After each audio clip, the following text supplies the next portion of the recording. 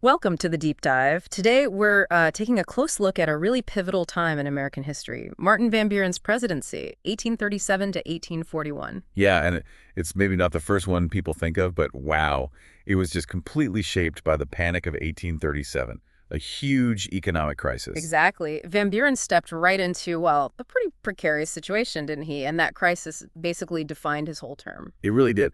But what's so fascinating, I think, is how that hardship became this kind of crucible. It really shaped American values and cultural expression in big ways. That's just what we want to get into with this deep dive. We've looked at, well, all sorts of sources, historical accounts of the crash, analyses of social movements, even stuff on popular culture from back then. Right. Our mission really is to understand that connection, economic crisis, cultural change in Van Buren's time, and maybe see what insights it offers us now. So where do we start to really grasp what people were going through? You absolutely have to start with the Panic of 1837 itself. I mean, this wasn't just a little downturn. It was deep, really far-reaching.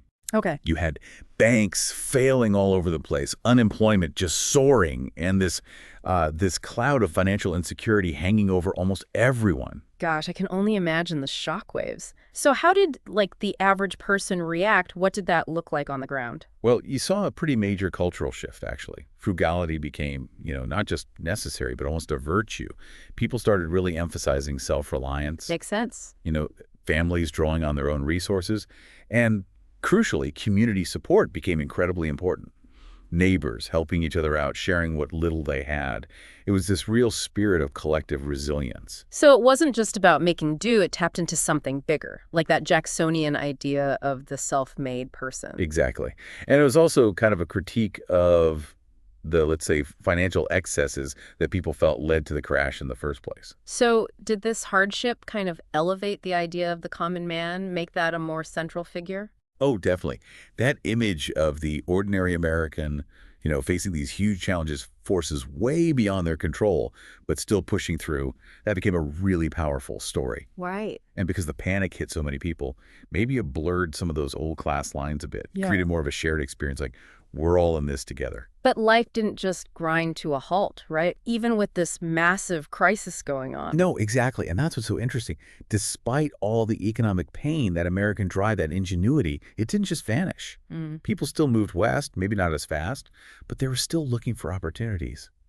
And you still see the beginnings of technological development, early industry carrying on. So that belief in opportunity, it survived, even though it must have been seriously tested. It was definitely tested severely. But yeah, it remained part of the mindset. It's this constant tension, the immediate struggle versus this longer term, maybe quieter optimism. That really defines the era. That really paints a picture. Okay, so the economy's in turmoil. What's happening socially? Did those concerns just get pushed aside, or did they find expression somehow? It's pretty remarkable, actually. Even with everyone focused on just getting by, social reform movements kept gaining steam. Really? Especially abolitionism. Really? Even then? Yeah, it saw a big increase in influence. That fundamental contradiction, a nation built on liberty but tolerating slavery, it just became harder and harder for people to ignore. The public debate got louder. And we have specific examples, right? Like Emerson writing to Van Buren. Exactly. Emerson wrote this incredibly powerful letter directly to the president, protesting the awful treatment of the Cherokee during the forced removals, a direct moral challenge. Wow. And then there was the Amistad case. That seemed to really grab national attention. Oh, the Amistad case is fascinating. Initially, the Van Buren administration actually sided with Spain. They supported Spain's claim to the ship and the Africans who'd revolted. But then came the court battles. It went all the way to the Supreme Court. And thanks to John Quincy Adams arguing the case, the formerly enslaved people won their freedom. A huge victory. Huge. And it really forced the public to confront the legal and especially the moral arguments against slavery. Yeah. That case, with its human drama, really shone a light on the horrors and gave a big boost to the abolitionists. So yeah, clear proof that social change didn't just stop. What about other reforms? Temperance? Education? Those kept going too. The temperance movement, pushing for people to drink less or not at all, and efforts to improve public schools, they were still active. It shows this broader desire for social improvement, even in really tough economic times. And how did all these anxieties and shifts show up in art and culture? You definitely see American theater and literature reflecting what was going on. Plays, novels, They started exploring themes like poverty, injustice, and the daily struggles people faced. Hmm. And interestingly, you also saw a rise in humor and satire. Kind of serve two purposes, right? Social commentary, poking fun at the powerful, but also just providing some relief, some escapism. A way to hope. Exactly. And artists were still working on developing a distinctly American style, less dependent on Europe, more rooted in the American experience, like plays featuring characters struggling with debt, something the audience knew all too well. Okay, so Van Buren's trying to lead through all this. How did his actual policies connect with everything else happening? Well, his presidency was really dominated by trying to respond to the panic.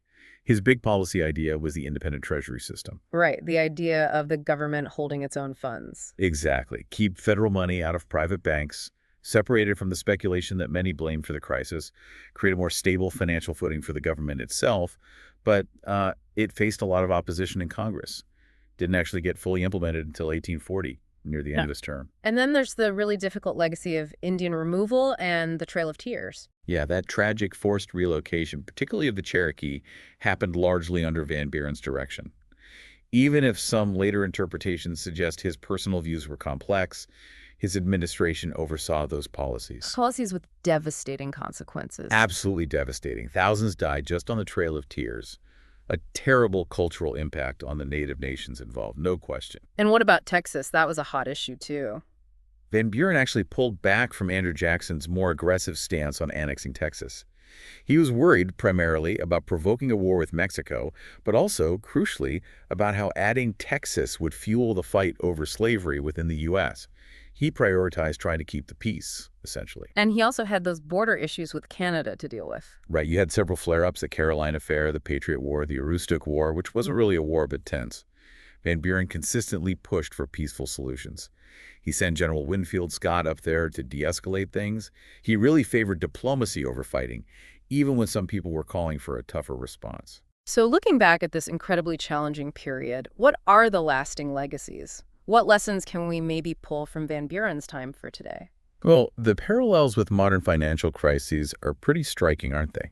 You see the same vulnerabilities in banking, the dangers of speculation getting out of hand, and the very real human suffering that comes with major economic downturns. Yeah, some things don't seem to change much. What about the positive takeaways, the enduring lessons? I think it really highlights the importance of community resilience, how people pull together.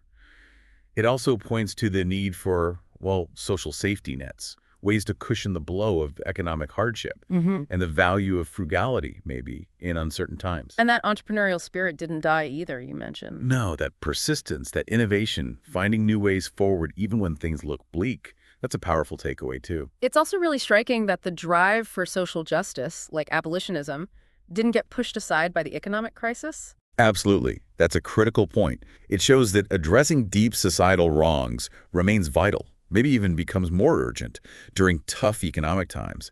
These issues don't just go away. They often intersect with economic hardship. And the role of art and culture in navigating all that? It was clearly vital. Art, theater, writing, they offered ways to comment on what was happening, to find comfort, to build a sense of shared experience. It helped people process the challenges, find humor, and just understand their moment in history. It's even funny how Van Buren himself pops up in pop culture in unexpected ways, right? Like the term okay. Yeah, that's a fascinating one. The explosion in popularity of okay is directly tied to his 1840 re-election campaign. Old Kinderhook okay became a sort of code, a rallying cry for his supporters. Amazing. And beyond that, yeah, he shows up in Gore Vidal's novel Burr, in Doonesbury Comics, even that classic Seinfeld episode about the Van Buren boys gang. I remember that. Right, plus the presidential dollar coin.